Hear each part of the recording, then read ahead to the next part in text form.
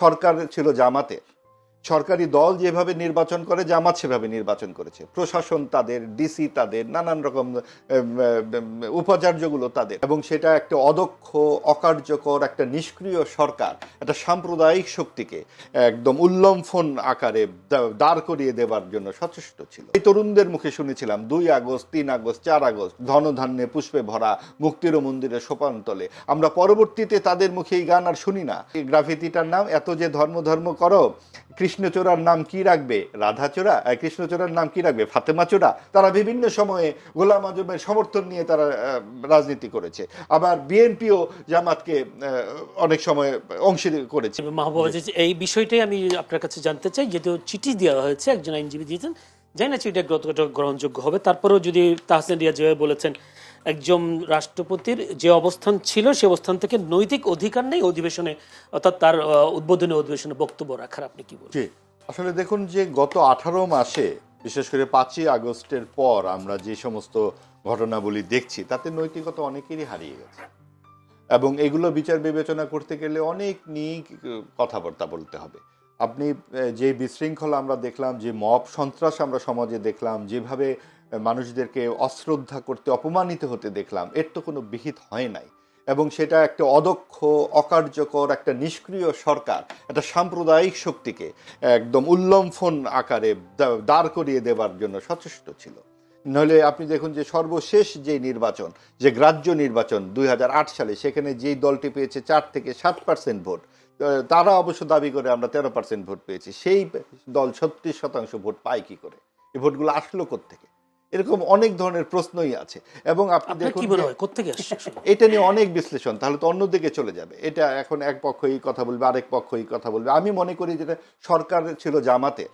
সরকারি দল যেভাবে নির্বাচন করে জামাত সেভাবে নির্বাচন করেছে। প্রশাসন তাদের, ডিসি তাদের, নানান রকম উপাচার্যগুলো তাদের, তারা সেভাবেই নির্বাচন করেছে। এবং তারপরেও জনগণের শক্তির কাছে এই সাম্প্রদায়িক শক্তি প্রতিহত হয়েছে, এবং জনগণ যেভাবে ভোট দিয়েছে শেষ পর্যন্ত কিন্তু আমরা একটি ফলাফল দেখতে পেয়েছি। এখানে মুক্তিযুদ্ধ এবং আপনার সাম্প্রদায়িক রাজনীতি মুখোমুখি দাঁড়িয়ে গিয়েছিল, এবং অনেক দিন পর বাংলাদেশ একটি আওয়ামী লীগ শূন্য, যে আওয়ামী লীগের ব্যক্তিগত সম্পত্তি যেন মুক্তিযুদ্ধ, ওই জায়গা থেকে বেরিয়ে এসেছে। আওয়ামী লীগ মানেই মুক্তিযুদ্ধ নয়, এবং ওই জায়গা থেকে বাংলাদেশের মানুষ মুক্তিযুদ্ধের পক্ষে। যে গান আমরা এই তরুণদের মুখে শুনেছিলাম 2 আগস্ট, 3 আগস্ট, 4 আগস্ট ধনধান্যে পুষ্পে ভরা মুক্তির মন্দিরে সোপানতলে, আমরা পরবর্তীতে তাদের মুখে এই গান আর শুনি না। আমরা পরবর্তীতে এই তরুণদেরকে দেখি জামাতের সঙ্গে, সাম্প্রদায়িক রাজনীতির সঙ্গে তাদের সখ্য, কিন্তু আমাদের স্মৃতিতে আছে সেই গান, আমাদের স্মৃতিতে আছে সেই অসাম্প্রদায়িক সেই আন্দোলন। গাছের একটি পাতাও ছেঁড়া যাবে না। এত যে ধর্ম ধর্ম করো, কি জানি গ্রাফিতিটার নাম, এত যে ধর্ম ধর্ম করো, কৃষ্ণচূড়ার নাম কি রাখবে? রাধাচূড়া। কৃষ্ণচূড়ার নাম কি রাখবে? ফাতেমাচূড়া। ভাষণের যে কথাটি, সেইটা কিন্তু গ্রাফিতিতে ছিল। এই গ্রাফিতিগুলোও মুছে ফেলা হয়েছে। মুছে ফেলে সব ডানপন্থী উগ্রবাদ আমরা দেখলাম। মুক্তিযুদ্ধের ভাস্কর্য ভাঙা, লাগাতারভাবে মাজার ভাঙা, গণমাধ্যমে হামলা, ছায়ানট এবং উদ্দীচিতে হামলা, এবং বিভিন্ন জায়গায় সরকারের নিষ্ক্রিয়তা, এই সব কিছুই ডানপন্থাকে বিকশিত করেছে। এবং সেই জায়গাগুলোতে আজকে আপনি দেখুন, যেটা নিয়ে আমরা আলাপ করছিলাম, ইরানের যুদ্ধ, এই Iran, Iraq, Syria, Yemen, Lebanon, Pakistan, Afghanistan, এই সব জায়গায় কিন্তু এক ধরনের উগ্রপন্থার বিকাশ হয়েছে। এবং সেইটা কিন্তু অনেক ক্ষেত্রে একদম এই সাম্প্রদায়িক রাজনীতি অনেক সময় বাধ্য হয়েও মানুষকে করতে হয়েছে। কারণ আপনি যখন এই যুক্তরাষ্ট্র যেভাবে চাপিয়ে দিচ্ছে ইরানকে এখন যুদ্ধটা, এখন কি করবে তারা? তাদের শীর্ষ নেতাকে মেরেছে। এখন আমরা তো, আমার আপত্তি থাকতে পারে সাম্প্রদায়িক রাজনীতির ব্যাপারে, কিন্তু সেই দেশের মানুষ যদি চায় তাহলে সেই তারা তাদের নেতা নির্বাচন বিক্ষোভ দেখলাম না। সেটা তো আপনার 79 সালে বিপ্লব হয়েছে, তো ইসলামী বিপ্লবের পর থেকে তারপরে এখন পর্যন্ত গত 36 বছর তিনি ক্ষমতায় ছিলেন। একদল চাইবে, একদল চাইবে না, এটা তাদের ব্যাপার। আমরা কেন বাইরে থেকে, যুক্তরাষ্ট্র কেন বলবে যে তোমার এটা ভালো বা খারাপ? তারা নারীর স্বাধীনতার করে 100-150 নারী শিশু মেরে ফেলেছে। এটা কোন ধরনের স্বাধীনতার কথা বলা হয়? আপনার দেশ কিভাবে চলবে সেটা আপনি ঠিক করবেন। সেটা আমাদের বাংলাদেশ কিভাবে চলবে এটা কি আমেরিকা সে ঠিক করে দিবে নাকি? এর নাম গণতন্ত্র। ঠিক একইভাবে ইরানের পারবে না। মধ্যপ্রাচ্যে ওই ঘটনাগুলো ঘটেছে।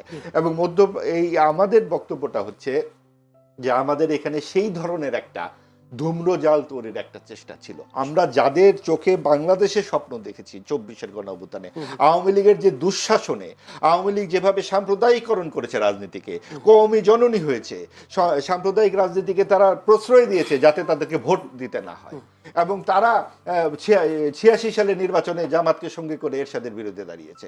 তারা বিভিন্ন সময়ে গোলাম আজমের সমর্থন নিয়ে তারা রাজনীতি করেছে।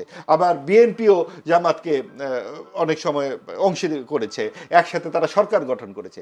আমরা ভেবেছিলাম যে এই তরুণরা প্রগতিশীল রাজনীতির সাথে যাবে। তারা হয়তো যেহেতু ক্ষমতা থেকে তৈরি হয়েছে, ক্ষমতার থেকে দূরে থাকা তাদের কাছে খুব বেশি বোধহয় প্রত্যাশার ছিল না, এই জন্য তারা জামাতের কাছে গেছে। কিন্তু আমাদের বিশ্বাস যে সাম্প্রদায়িক রাজনীতির ক্ষতগুলো তারা যখন চোখের সামনে দিকে, যেমন তাদের 40 জন নেতাকর্মী বেরিয়ে গেছে, মেয়েরা তো দল বেঁধে বেরিয়ে গেছে, এই মেয়েরা এই নারীরাই ছিল তাদের মূল শক্তি। আমরা দেখেছি সেই 16 জুলাইয়ের মিছিল। কাজে আমরা এখনো আশাবাদী যে এই প্রগতিশীল রাজনীতির পথে, যেহেতু ডাকসুর ছেলেদেরকেও দেখলাম গায়েবানা জানাজা করতে এই খামিনির মৃত্যুতে, তারা কিন্তু ভাসুরের নাম নিতে ভয় পাচ্ছে না, লজ্জাও পাচ্ছে না। কাজে এই তারুণ্যের শক্তির প্রতি আমরা আশাবাদী। আশা আমরা রাখছি।